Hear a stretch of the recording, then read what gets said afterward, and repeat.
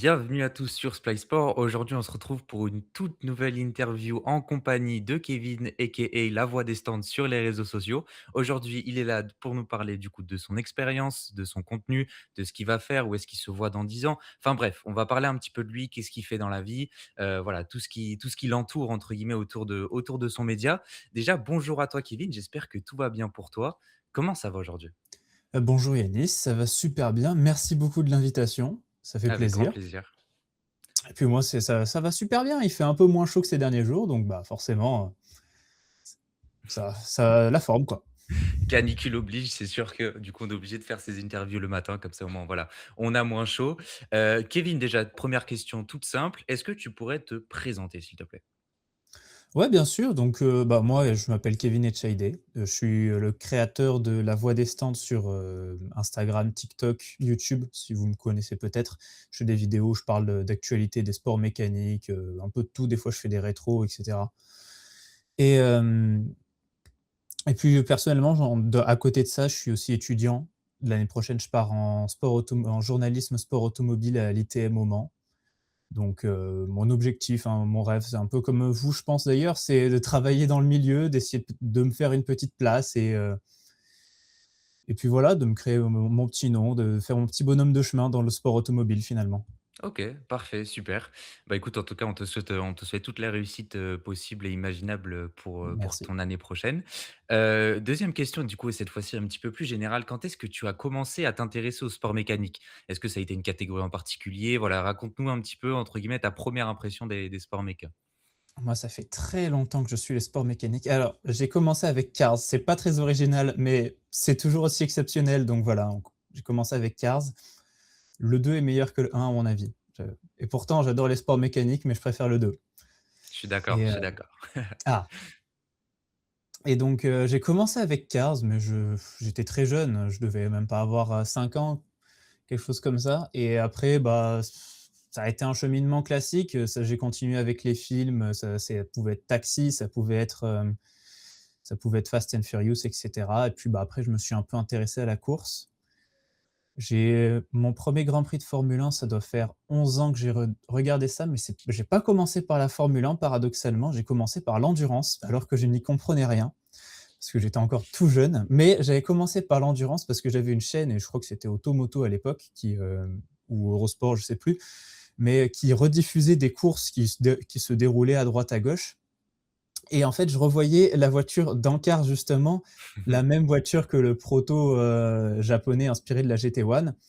Et du coup, vu que je trouvais cette voiture juste super jolie, mon histoire personnelle avec le sport auto, ça a vraiment commencé par là, où j'ai regardé, ces courses-là alors que je comprenais rien. Je voyais juste ces voitures tourner et moi j'étais content.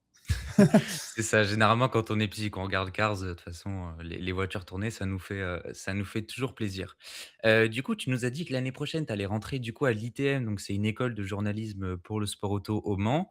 C'est ça. Qu'est-ce que tu ambitionnes entre guillemets dans le monde du journalisme? Est-ce que tu as tu un sport, une catégorie que tu voudrais couvrir, un type de contenu que tu voudrais faire ou même un type de média que tu voudrais rejoindre? Bah, à ce jour, je suis plus porté moi-même, personnellement, je fais plus de vidéos où je parle d'endurance. Je suis plus porté sur tout ce qui est endurance, même si je m'intéresse un peu à tout, parce que je parle aussi de moto, je parle aussi de rallye, je parle aussi de Formule 1. Je parle vraiment un peu de tout. J'ai pas un objectif en soi, dans le sens où je me laisse l'idée de me dire: «Je peux couvrir un peu tout, je m'intéresse à tout et je je suis prêt à sauter sur n'importe quelle opportunité de travailler là-dedans avec quel que soit le média, quel que soit peu importe». Je sais juste que mon objectif, réel, c'est vraiment d'être dans les paddocks. Puis, bah, après, si c'est des paddocks moto, auto, endurance, F1 et cetera, et même peu importe le rôle finalement, c'est pas ce qui m'intéresse le plus, c'est vraiment d'être là. OK, ça marche, trop bien. Du coup, bah, comme tu le dis, tu couvres pas que de l'endurance, tu fais de la Formule 1, tu fais du rallye, tu fais, de la MotoGP et cetera. Qu'est-ce qui fait que tu t'es tourné, pardon, vers un contenu qui est multicatégorie, plutôt que de te focus sur, une seule? En fait, c'est assez simple, c'est que je regarde beaucoup de catégories. Donc, là, par exemple, en ce moment, il y a le rallye de l'Acropole. Je regarde, bah, j'ai regardé hier les 24 heures de Spa. Après, je regarde pas forcément toutes les courses de tout parce que ça demande un temps fou. Mais c'est vrai que j'essaie de je m'intéresse à beaucoup de catégories. Là, ce week-end, je vais voir, le championnat de France de drift à Luby-au-Smet. Donc c'est moi, personnellement, je suis plus passionné de sport mécanique plutôt que d'une discipline en particulier. Donc ça reflète pas mal cette idée-là où, bah, je regarde un peu ce qui se passe, des fois, alors il y a des courses que je regarde plus que d'autres, c'est sûr, mais j'essaie quand même de suivre au global un peu ce qui se passe un peu partout. Dès que je vois un article, je vais lire et cetera, pour me tenir un peu au courant. OK, donc voilà, vraiment vrai fan de sport mécanique, pas tant d'une catégorie en particulier, mais vraiment, du sport mécanique, en général, quoi. C'est un peu l'idée, ouais. OK.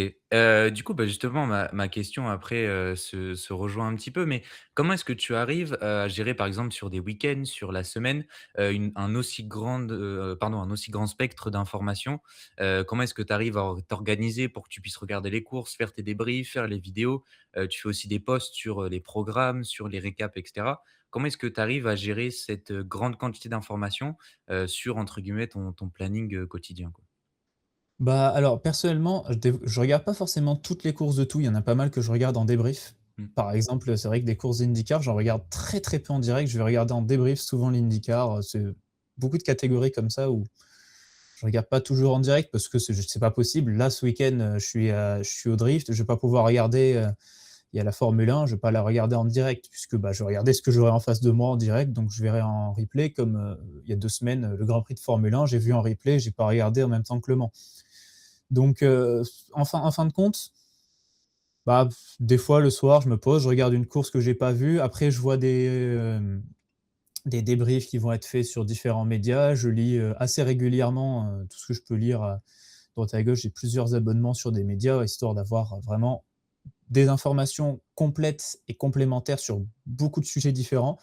Puis je regarde après, bah, c'est assez classique, mais des médias comme motorsport.com sur le site anglais, ils ont énormément d'infos sur beaucoup de catégories différentes, donc je suis beaucoup un peu ce qu'ils font.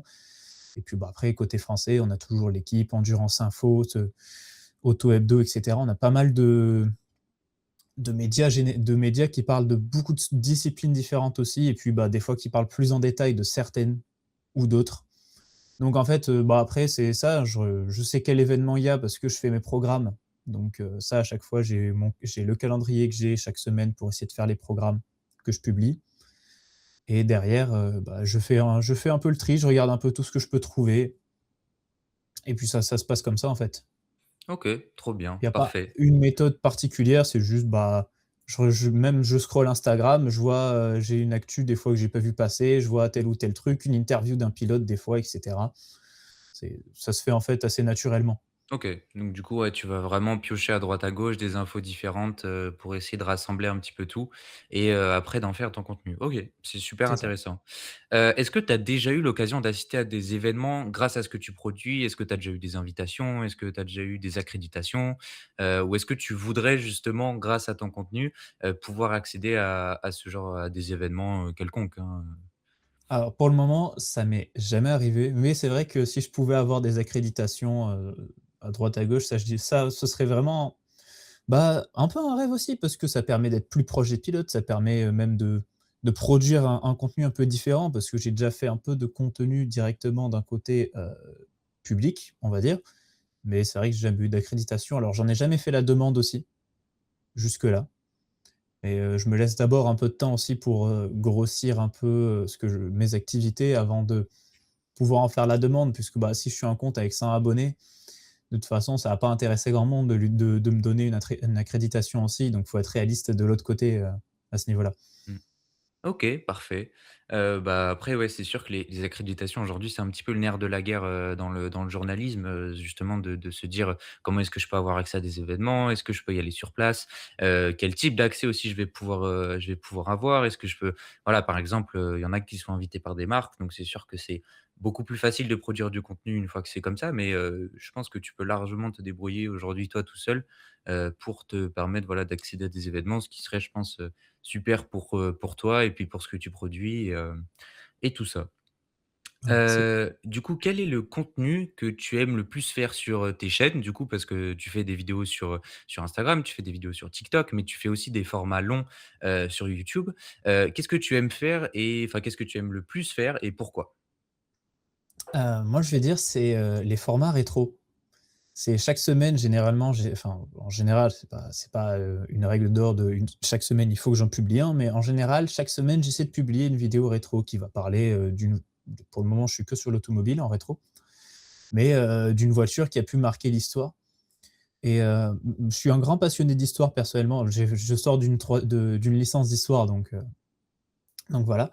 Et j'aime beaucoup faire les formats rétro. C'est assez condensé en soi, ce que je fais, puisque je le fais que en format pour le moment, TikTok, Instagram, enfin en format short, on va dire. Mais c'est vrai que je découvre beaucoup de choses à chaque fois que je fais ces formats, parce que je vais lire énormément d'articles, je vais essayer de voir des fois j'ai quelques livres aussi où je peux retrouver des infos et cetera. Et c'est là où je découvre le plus de choses, donc en fait, c'est un peu ce que je préfère le plus parce que c'est là où j'apprends le plus aussi quand je fais les choses entre guillemets. OK, super, trop bien. Et enfin, dernière petite question, où est-ce que tu te vois dans 10 ans? Honnêtement, je sais pas je sais pas du tout. En fait, ça dépend de plein de choses parce que, on va dire, si ça se passe bien et que, peut-être que j'arriverai à peut-être soit vivre de ce que je fais en vidéo, soit être dans une rédaction ou quelque chose comme ça. Personnellement, c'est ce que j'aimerais le plus, mais est-ce que c'est réaliste? Je sais pas.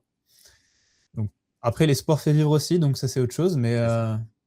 en soi, en fait, je me laisse un peu aussi porter par, les opportunités parce que par différents il suffit même des fois juste d'une personne, en fait, qui a le contact qui te permet d'aller à tel endroit et cetera et c'est pour ça que j'ai pas une idée précise en tête, encore une fois. Vraiment, je suis un peu ouvert à tout. OK, ça marche, trop bien. Bah, du coup, merci à toi d'avoir répondu à toutes ces questions. On va désormais passer du coup à la Merci à toi pour deuxième l'invitation, hein. partie, de c'est pas fini, on va passer à la Ah! deuxième partie maintenant. Il y Ah! a un petit jeu, on t'a préparé un petit jeu, c'est un «tu OK, préfères». Du coup, je vais te donner 2 choix et tu vas devoir me dire ce que tu préfères et voilà, tu vas OK. devoir aussi m'expliquer ta réponse. Voilà, c'est des trucs tranquilles, on s'est dit: «OK, comment est-ce qu'on peut aller le titiller? Comment est-ce qu'on peut aller le chercher un petit peu dans ce qu'il préfère?» Du coup, première Mmh. question sur ça, est-ce que tu préfères les sports auto ou les sports moto?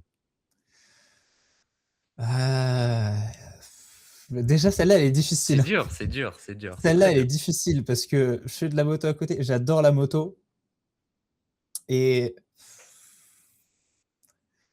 ça dépend un peu des sports auto et sports moto, j'ai envie de dire. Eh ouais, mais moi, Bah, il me faut une réponse. je vais dire sport moto. Je vais dire sport moto dans un sens global quand même. OK, ça marche, trop bien.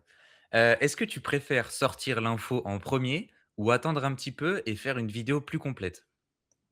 Moi, je suis plus du genre à attendre un peu plus, d'essayer de faire des formats un peu plus longs. OK.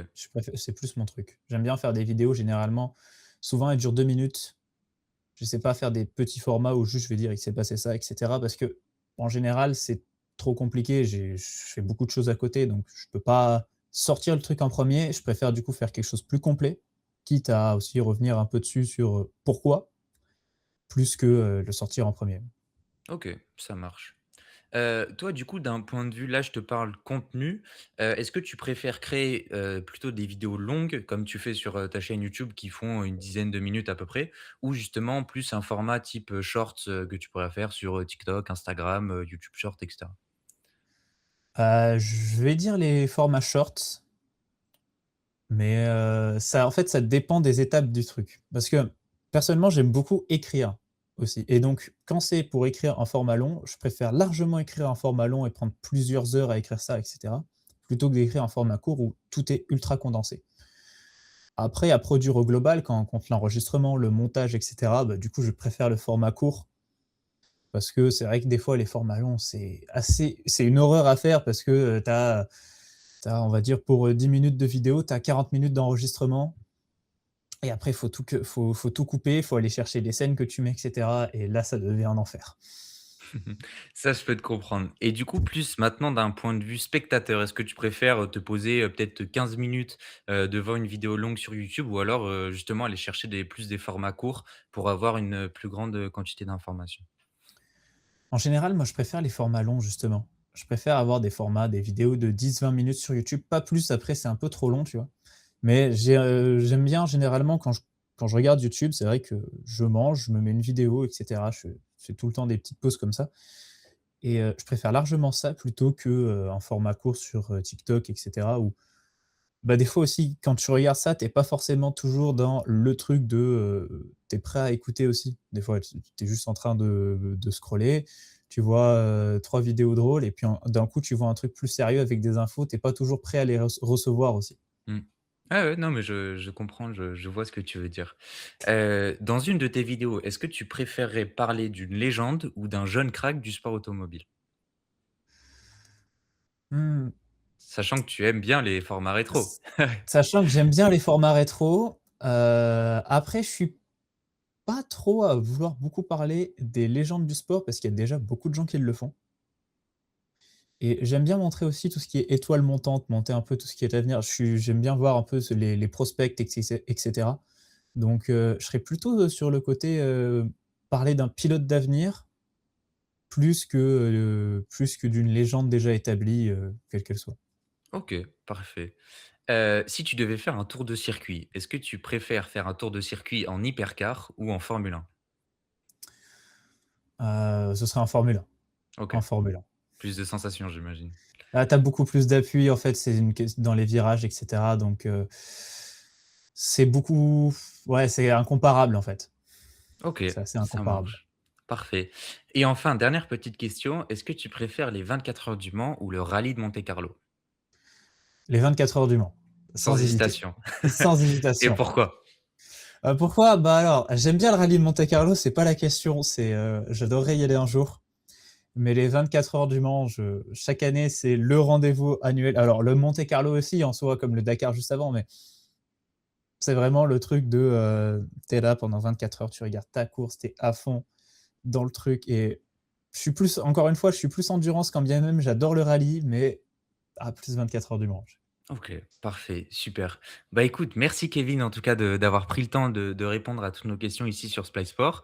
On Merci te pour souhaite l'invitation. évidemment, le meilleur pour la suite, pour ton compte, pour tes études. Évidemment, voilà, n'hésitez pas à aller checker son compte sur les réseaux sociaux, La Voix des Stands, sur YouTube, sur Instagram, sur TikTok. J'oublie rien? Si Non, je me c'est tout trompe pas? bon. Voilà. Donc voilà, il est sur toutes les plateformes, il fait du contenu hyper différent, c'est hyper varié. Si vous recherchez aussi des programmes, chose qui est très intéressant, c'est que tu mets tous les programmes généralement de la semaine, donc en post Instagram, donc ce qui peut Ouais, être vachement intéressant avec toutes les horaires, les chaînes et cetera. Donc voilà, n'hésitez pas en tout cas à aller suivre son compte, il fait vraiment du contenu de dingue. Donc voilà, en tout cas, n'hésitez pas à aller le suivre. On te souhaite en tout cas le meilleur pour toi Kevin. On te merci. souhaite, tout plein de bonnes choses et merci encore une fois d'être passé sur Spy Sport.